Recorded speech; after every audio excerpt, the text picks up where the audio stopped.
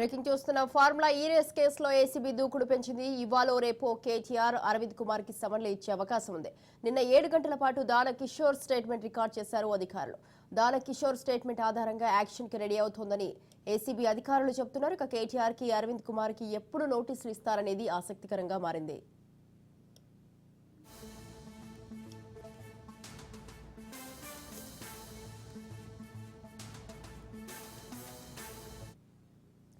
Formula ఈ race కేసులో ACB దూకుడు పెంచింది. ఇవాళ రేపో కేటీఆర్ అరవింద్ కుమార్ కి సమన్లు ఇచ్చే అవకాశం ఉంది. నిన్న 7 గంటల పాటు దాన కిషోర్ స్టేట్మెంట్ రికార్డ్ చేశారు అధికారులు.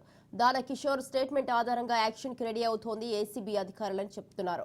కేటీఆర్ కి అరవింద్ కుమార్ కి ఎప్పుడు నోటీసులు ఇస్తారనేది ఆసక్తికరంగా మారింది.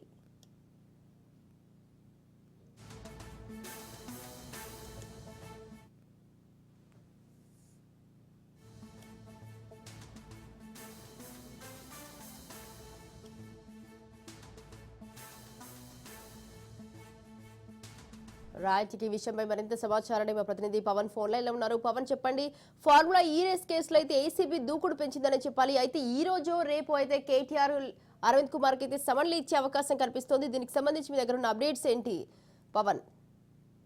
ఫార్ములా ఈ కేసుకు సంబంధించి ఏసీబీ దూకుడు పెంచిందని కూడా మనం అనుకోవచ్చు. ఎందుకంటే ఇప్పటికే దానకిషోర్ ఆ స్టేట్మెంట్ కూడా రికార్డ్ చేసింది. ఐఏఎస్ దానకిషోర్ సంబంధించి 7 గంటల పాటు కూడా ఈ యొక్క స్టేట్మెంట్ రికార్డ్ చేసి చాలా కీలకమైన ఆధారాలు కూడా సేకరించారు.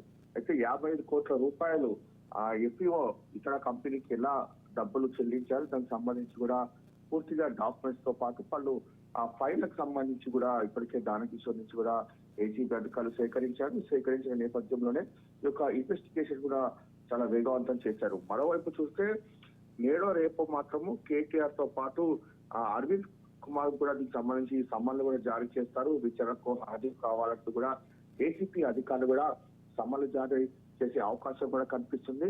అయితే ఈ నేపథ్యంలో వారి విచారణకు హాజరైతే మాత్రము ఇంకా చాలా కీలకమైన సమాచారము రాబట్టే అవకాశం ఉందని చెప్పి కూడా ఏసీపీ అధికారులు భావిస్తున్నారు.